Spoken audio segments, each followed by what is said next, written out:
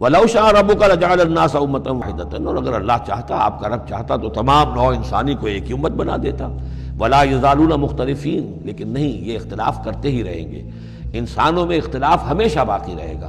صرف فرق یہ ہے کہ اختلاف کو ایک حد تک رکھا جائے، تفرقہ نہ ہو جائے. اختلاف اختلاف ہے، ایک رائے میری، ایک رائے آپ کی ہے، ٹھیک ہے، آپ کی رائے، آپ کے پاس یہ دلائل ہیں، آپ کا دل اس پر ٹھک گیا ہے، آپ اس پر عمل کیجئے. میرے پاس یہ دلیل ہے، میرا دل اس پر ٹھکتا ہے، میں اس حدیث کو زیادہ قوی سمجھتا ہوں، آپ نے اس کو زیادہ جو ہے مضبوط سمجھا ہے، کوئی حرج نہیں. میں بھی قرآن و سنت سے استدلال کر رہا ہوں، آپ بھی قرآن و سنت سے استدلال کر رہے ہیں. امام ابو حنیفہ نے بھی کیا ہے تو وہیں سے استدلال کیا ہے، امام شافعی نے بھی کیا. تو اختلاف ہے. تفرقہ نہ ہو کہ تم اور من دیگرم تو دیگری، میں اور ہوں تم اور ہو. یہ تفرقہ جو ہے وہ کفر ہے. لیکن اختلاف لا یزالون مختلفین، وہ تو یہ ہے کہ گلہائے رنگا رنگ سے ہے رونق چمن، اے ذوق جہاں کو ہے زیب اختلاف سے. اختلاف جو ہے مونوٹنی اگر دنیا میں ہو تو طبیعت انسان کی اگتا جائے. یہاں تو یہ کہ رنگا رنگی ہو، تنوع ہو، تو اس سے ہی انسان جو یہاں کی جو زیبائش ہے اور رونقیں ہیں. ولا یزالون مختلفین الا من رحم ربک، سوائے اس کے کہ جس پر تیرا رب رحم فرما دے. ولذالک خلقہم، اللہ نے بنایا ہی اسی حساب سے ہے ان کو. دو افراد کے مزاج ایک نہیں ہے، دو افراد کے انگوٹھوں کی وہ یہ نشان ایک نہیں، لکیریں ایک جیسی نہیں ہیں، ان دو انسانوں کی شکلیں ایک جیسی نہیں ہیں. یہ تو اللہ تعالیٰ نے بنایا ہے تخلیق کے اندر. اب جینز کسی کے کچھ ہیں، کسی کے کچھ ہیں، کسی میں کچھ جو ہے اور اثرات آ رہے ہیں، کسی میں کسی اور طرح کے اثرات آ رہے ہیں.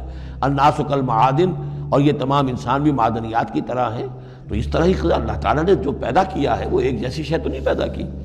وَتَمَّتْ كَلِمَةُ رَبِّكَ لَأَمْلَأَنَّ جَهَنَّمَ مِنَ الْجِنَّةِ وَالنَّاسِ أَجْمَعِينَ، اور تیرے رب کی یہ بات پوری ہو کر رہے گی کہ میں پر کر کے رہوں گا جہنم کو جنوں سے اور انسانوں سے، سب سے.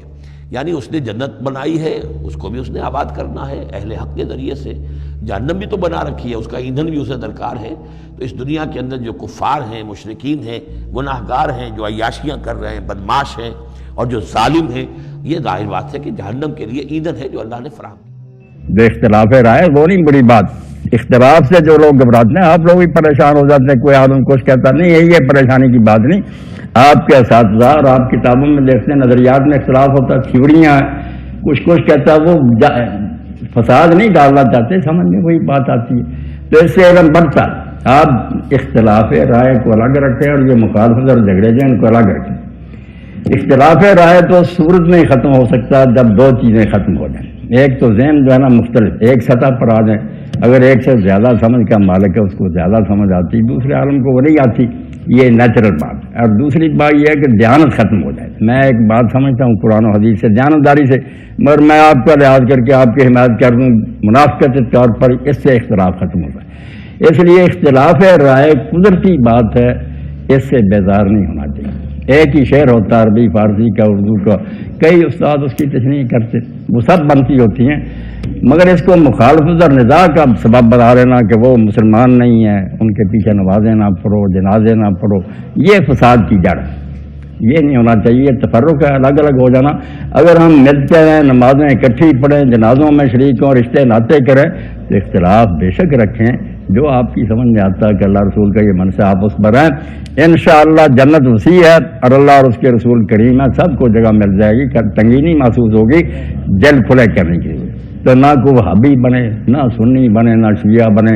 صرف ایک قادیانی گروہ بدقسمتی سے خود ہی اپنے آپ کو الگ کر لیا، ایک نیا نبی مان لیا اور ہمیں کہہ دیا کہ جو اس کو نہیں مانتے وہ کافر ہے.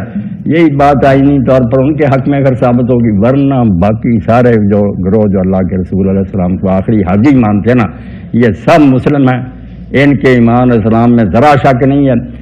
کسی مسجد میں نماز کا وقت آ جائے، آپ بلا تحفظ اور بغیر سوچے سمجھے اس کے پیچھے نماز پڑھیں، وہ ہمارے ہی عالم ہے، قرآن تلاوت کر رہے ہیں. تو یہ بیٹا تفرق اور اختلاف جو آپ نے اس کی طرف توجہ دلائی نا، قاتل ہے، بالکل مہلک زہر ہے جس نے مسلمانوں کو برباد کر رکھا. کیوں آپس میں لڑتے جھگڑتے؟ جب قرآن پڑھتے ہیں حدیث تو چلو سمجھ میں کوئی فرق ہو جاتا تو اللہ بھی اس پر ناراض نہیں. یہ صحابہ کرام میں بھی تھا، بعد میں نیک اماموں میں بھی رہا. اختلاف رائے تو علم کی رونق ہے کہ لوگ سوچیں، مختلف نتائج پر پہنچے، پھر وہ چیزیں آپس میں ٹکرائی جائیں. جو وزنی بات نظر آئے اس کو لے لیا جائے، مگر آپ میں آپس میں محبت ہونی چاہیے، پیار ہونا چاہیے. یہ بات جب ختم ہو جاتی ہے پھر بربادی ہوتی ہے امت. تو آپ دیکھتے ہیں ان دنوں میں بیت اللہ شریف میں ساری دنیا کے مسلمان جمع ہو رہے ہیں، تحت سرمایہ جمعیت رب سے اور آ کے کتاب ملت۔ حج پھر بھی ایسا ببرکت عمل ہے کہ فرقے بھی ہیں، رنگ بھی الگ ہیں، علاقے جڑے ہیں، زبانیں جڑی ہیں، مگر حرم ان سب کو اکٹھا کر لیتا ہے۔ وہاں ہاتھ چھوڑ کر پڑھنے والے بھی اب گئے ہیں، سینے پر باندھنے والے بھی ہیں، ناف کے نیچے بھی ہیں۔ تو حرم بالکل ایسے جیسے کتاب کے اوراق کی نا شیرازہ بندی ہوتی ہے، ایسا دھاگا ہے جو سارے مسلمانوں کو جوڑتا ہے، مگر بدقسمتی سے وہاں سے نکلتے پھر کوئی وہابی بن جاتا ہے، کوئی سنی بن، وہ بات بھول جاتے ہیں جو مکہ سے ٹھیک کرا کہ تم سب ایک ہی امت ہو، ایک ہی اللہ کے مہمان ہو۔ اللہ توفیق دے۔ بہت اچھی بات کہی آپ نے بیٹا۔